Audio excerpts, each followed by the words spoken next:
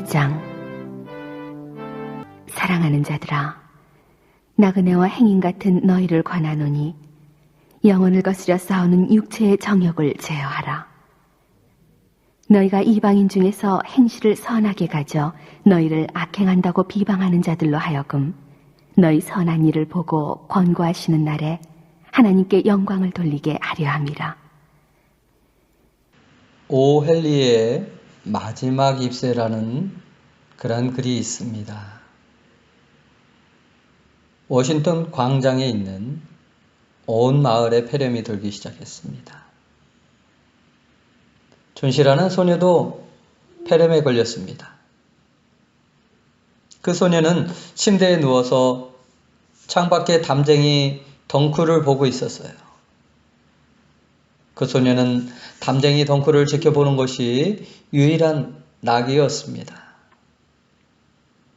그런데 어느 날 담쟁이 덩쿨의 잎이 떨어지기 시작했습니다.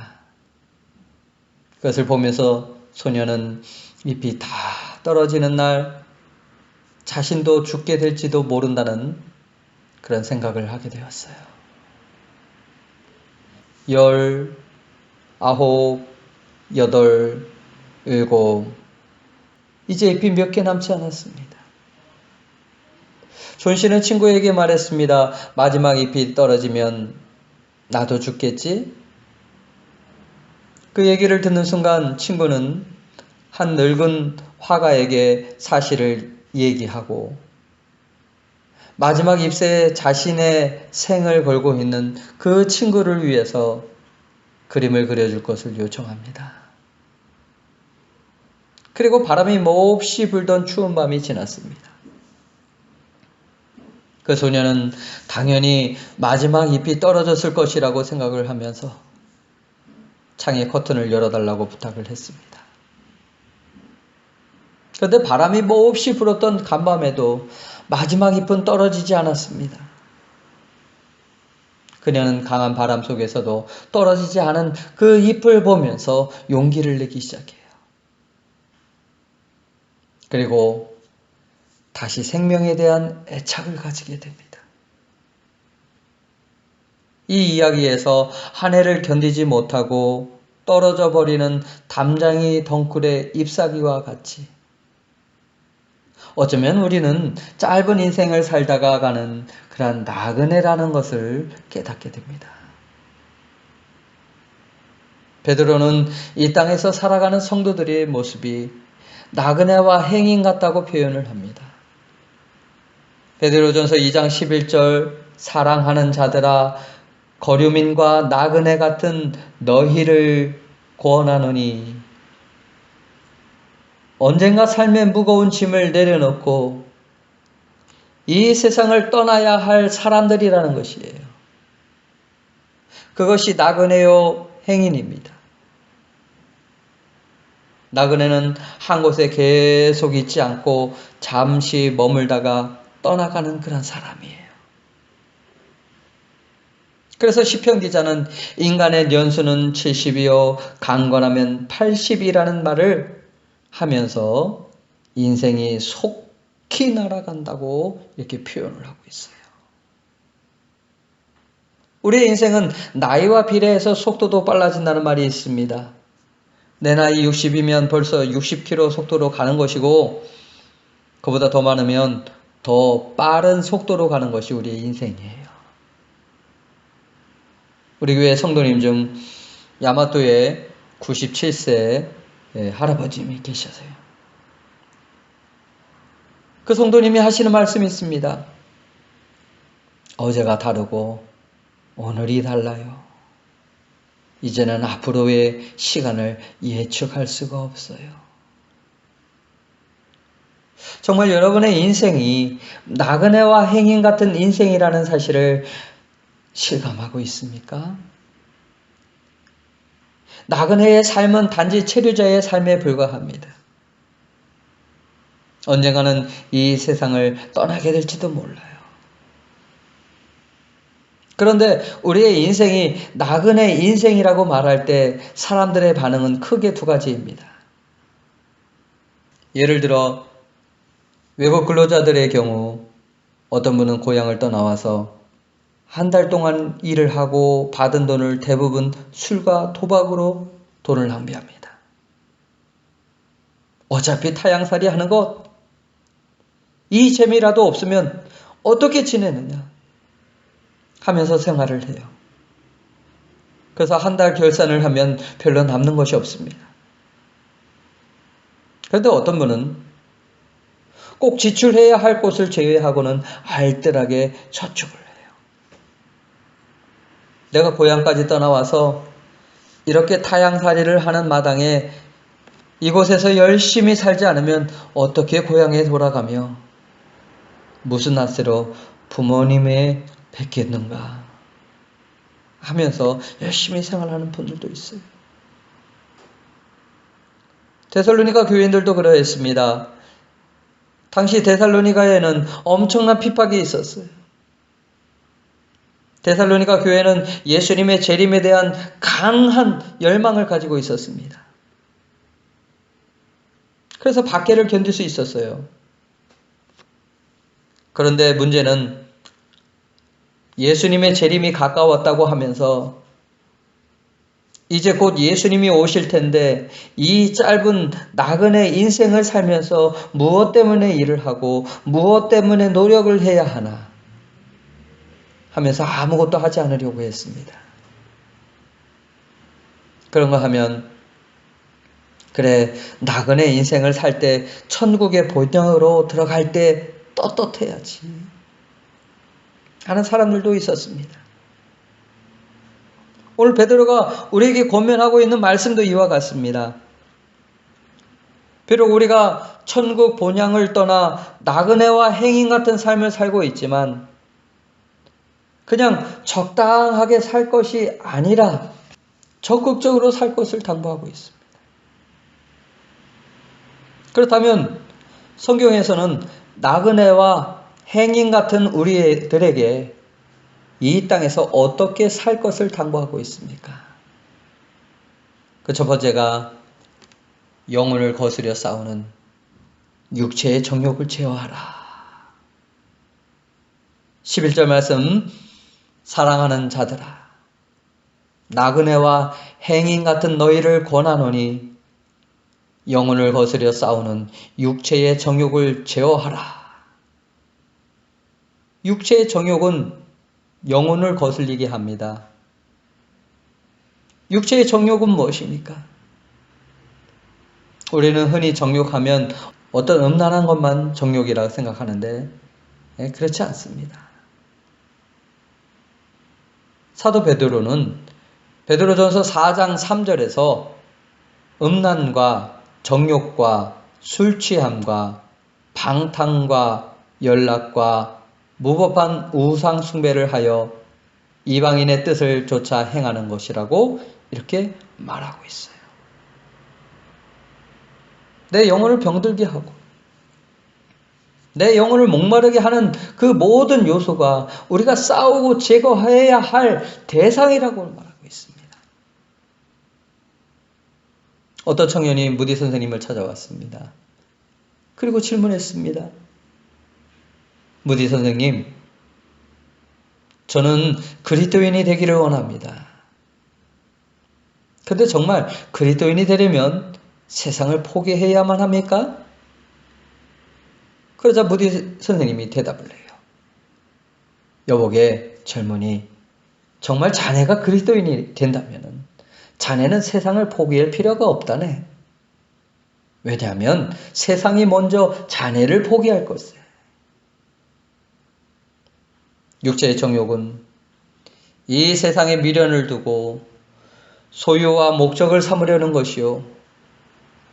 육체적 욕망을 채우려 하는 악하고 이기적이며 세상적인 욕심을 말해요. 자꾸 땅의 것을 생각하고 생각의 지배를 받는 것을 말해요. 성도란 썩지 않고 쇠하지 않고 더럽혀지지 않을 그 하늘에 속한 기업을 받을 사람들인데 자꾸만 이 세상 것에 마음을 빼앗기는 것이 정욕이에요. 영의 사람은 신령한 것을 기뻐하고 좋아합니다. 하나님을 찬양하고 하나님의 말씀을 듣고 깨어서 기도하는 것을 좋아해요. 그러나 육체의 정욕은 영혼을 거슬리게 합니다. 그렇다면 어떻게 육체의 정욕을 제어할 수 있을까요? 갈라디아서 5장 16절 17절 말씀 보니까 너희는 성령을 쫓아 행하라. 그리하면 육체의 소욕을 이루지 아니하리라. 육체의 소욕은 성령을 거스리고 성령의 소욕은 육체를 거스리나니 이 둘이 서로 대적하므로 너희의 원하는 바를 하지 못하게 함이니라.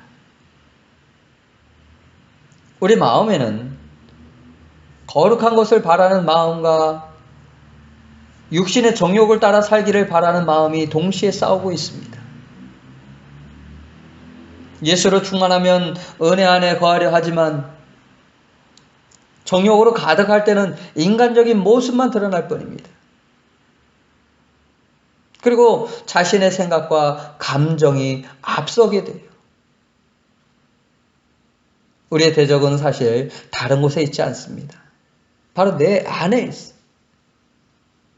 누가 어떻다 정죄하고 따질 필요가 없어요. 은혜 안에 있지 못하는 나에게 문제가 있는 거예요.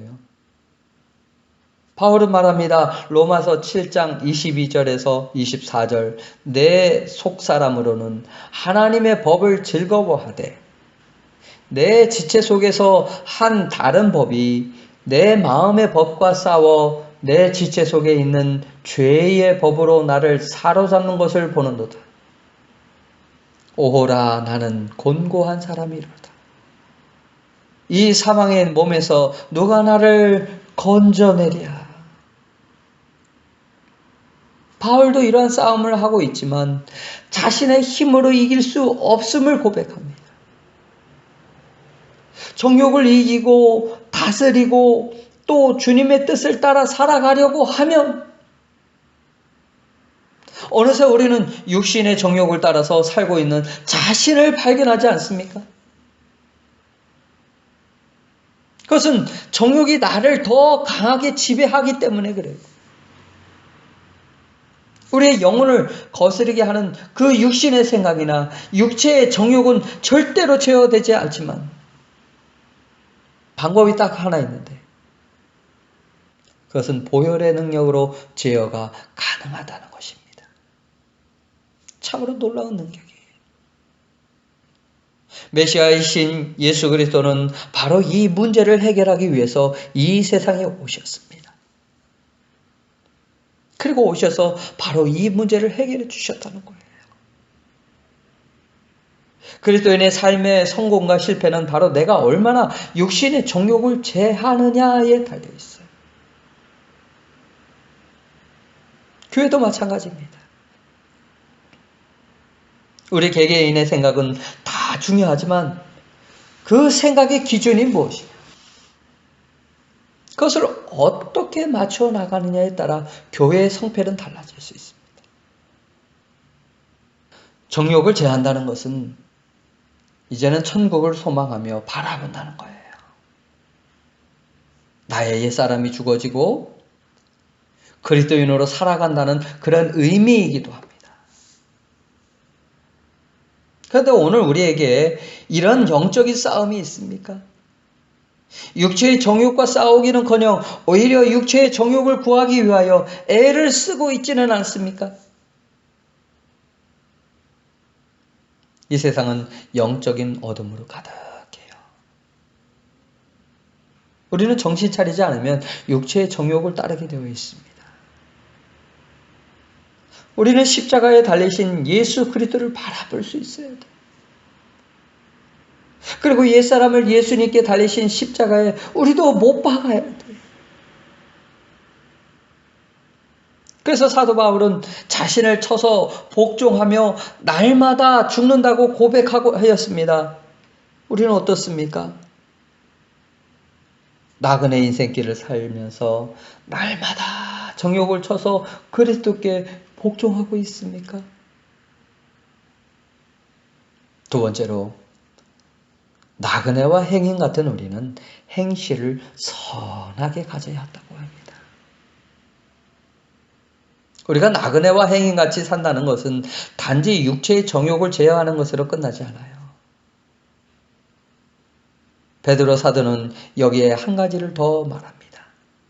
그것이 선한 행실에 힘을 쓰는 거예요. 12절 함께 같이 보시겠습니다.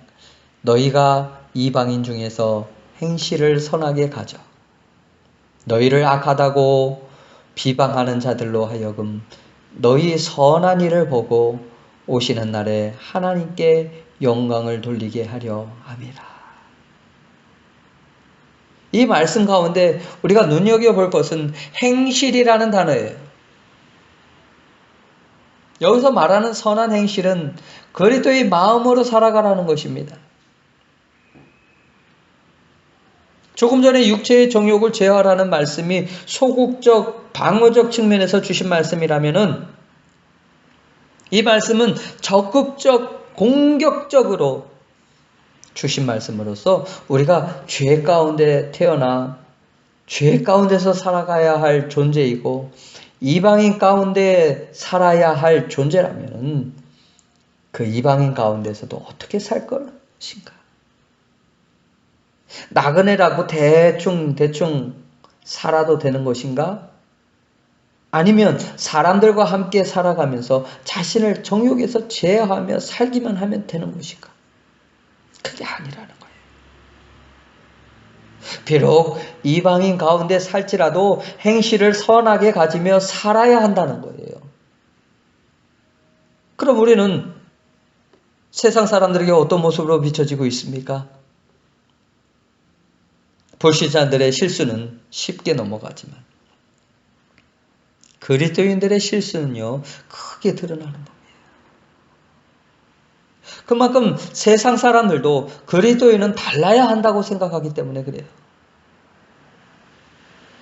그리고 본문 12절을 보면 그리스도인들이 악행한다고 비방하는 자들이 있었음을 알 수가 있습니다.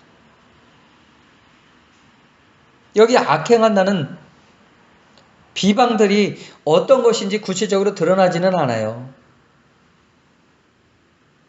다만 초대교회 때 성도들을 향한 비방은 여러 가지가 있었습니다. 유대인들은 율법을 파괴하는 그 이단들이라는 비방을 했고 이방인들은 국가를 거부하는 단체로 비방을 하였어요. 그러므로 성도가 선행한다는 것은 세상에서 마땅히 행할 바를 행하라는 거예요. 사람들이 세운 그 모든 제도에 주를 위하여 순복함으로 악행한다고 비방하는 자들의 입을 막으라는 거예요. 나는 하나님의 자녀이기 때문에 세상의 법을 따를 필요가 없다? 라는 그런 생각을 가지지 말고 믿는 자녀로서 더욱 모범을 보이라는 것입니다. 그러나 그것은 국가의 종이어서 순복하는 것이 아닙니다. 우리의 주인은 예수 그리스도예요. 주를 위하여 순복하라. 하지만 순복할 수 없는 것도 있습니다.